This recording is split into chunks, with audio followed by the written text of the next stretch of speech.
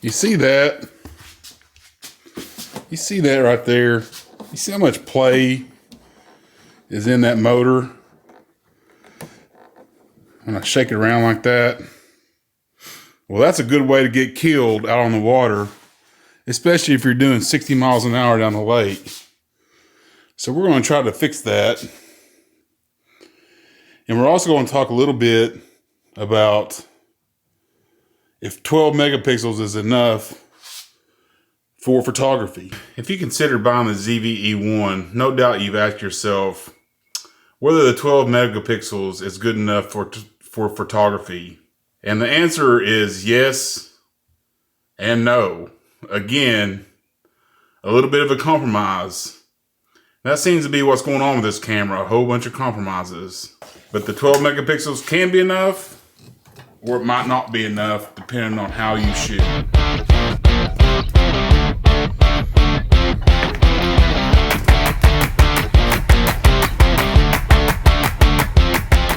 With the ZV E1 or the A7S III, which I've taken a ton of pictures with, you're not going to be able to crop very much, but you're going to be able to crop a little bit. Like if you get a picture looking like this, and you want to crop into something like that, then this camera is not going to be for you. But if you have a picture like this, you want to crop in just a little bit, then this camera will likely work out real well. So I kind of look at it like this.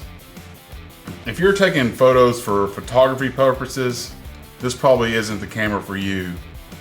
But if you just want to take snapshots of your family and kids and kind of what's going on, likely the ZV E1 will be a great camera for that. There's also a couple other limitations, as in it doesn't have a mechanical shutter. And what that'll prevent you from doing is being able to use a flash, or sometimes when you get into something like weird LED lighting situations, you might get some banding. But I drug that FX30 all over Disney World and took hundreds of pictures and never had a problem with not having a mechanical shutter. So you can take that for what it's worth, but generally it's not that big of a deal.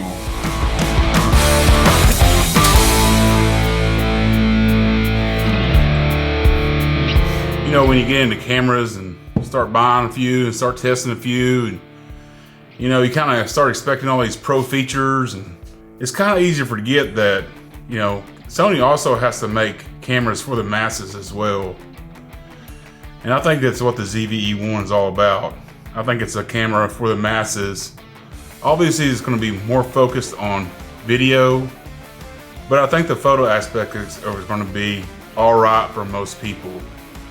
If you think about most people, they just they pull out their cell phone, take a picture with their cell phone, and whatever they get is what they got. They're not doing any other editing other than what they got with their cell phone. And for those type of people, I think the ZV E1 would be great. Now, on the flip side, there's people that like to take photos and then edit. Crop, edit, all this.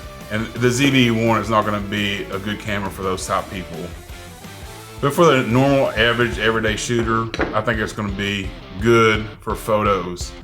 And to be honest with you, I've had 0 to no problems with my A7S III, even though it has 12 megapixels.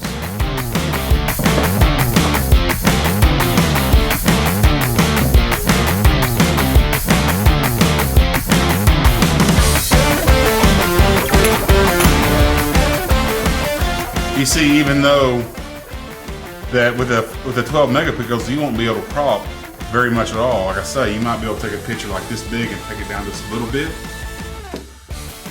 You'll still get all the dynamic range. You'll still be able to push and pull all the colors that you want. You'll be able to recover the shadows and recover the highlights just like you would any other camera. So even though you're not going to be able to crop, you're still going to get all the benefits of photos at full frame sensor.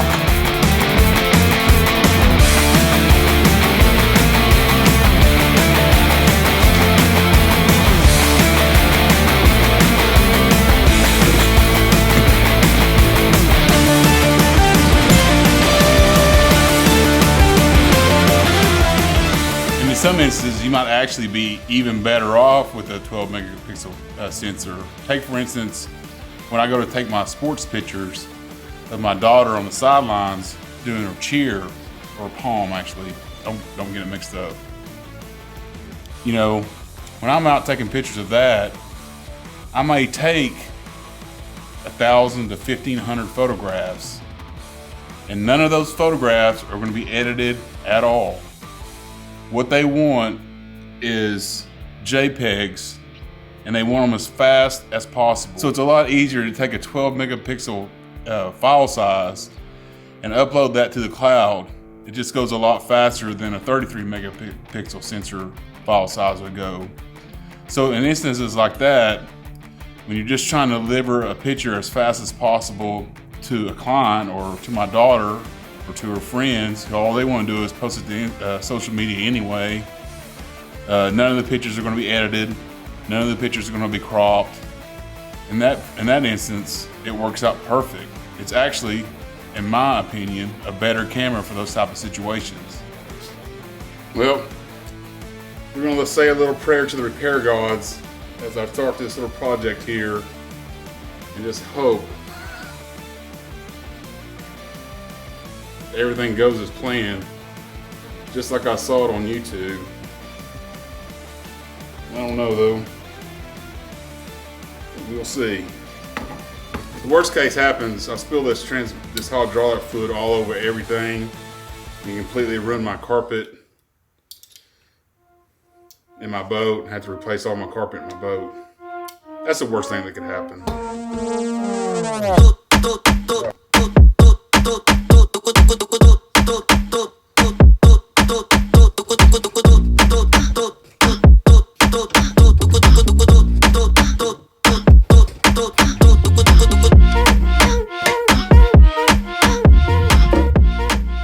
All right, so that didn't go as planned.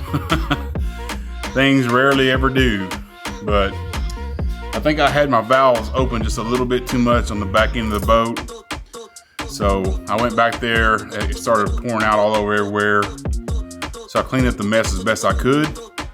And I want to open the valves just a tiny little bit this time and see if it works better.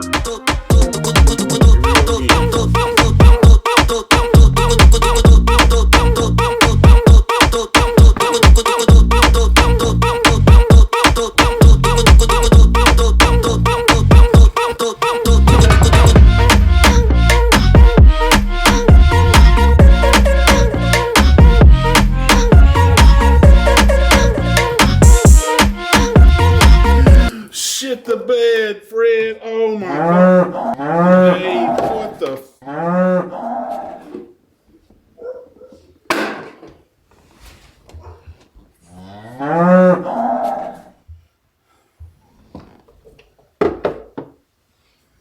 Oh my God.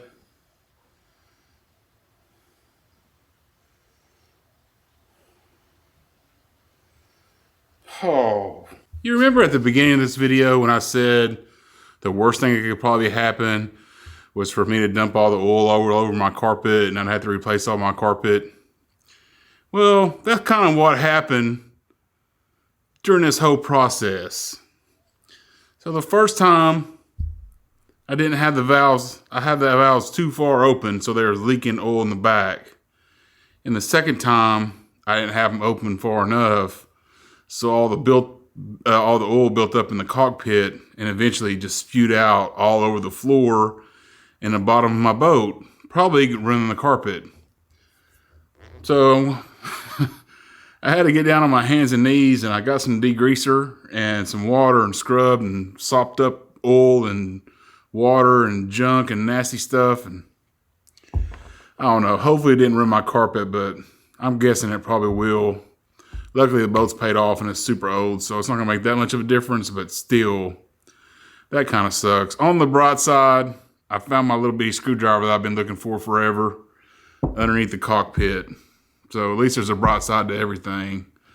But for this particular job, I'm going to have to refer to the experts and take it in on Monday morning to get my steering fixed. So back to the ZV E1 and whether enough 12 megapixels is going to be good enough for you. I kind of hope I laid out some scenarios where it would work and wouldn't work. For about 85 to 90% of the photography that I take while I'm out on vacation, I think it'll do just fine. So I'm not really worried about that extra 10 to 15%. You know, those are really only instances where you want to get just a little bit more out of your photography. But in general, when I'm on traveling, I'm just taking snapshots of my kids and kind of what's going on. There's really no reason to have any more than 12. So anyway, kind of my little story for the day. Man, I hope I didn't mess up my boat up. Thanks for watching. We'll see you on the next one.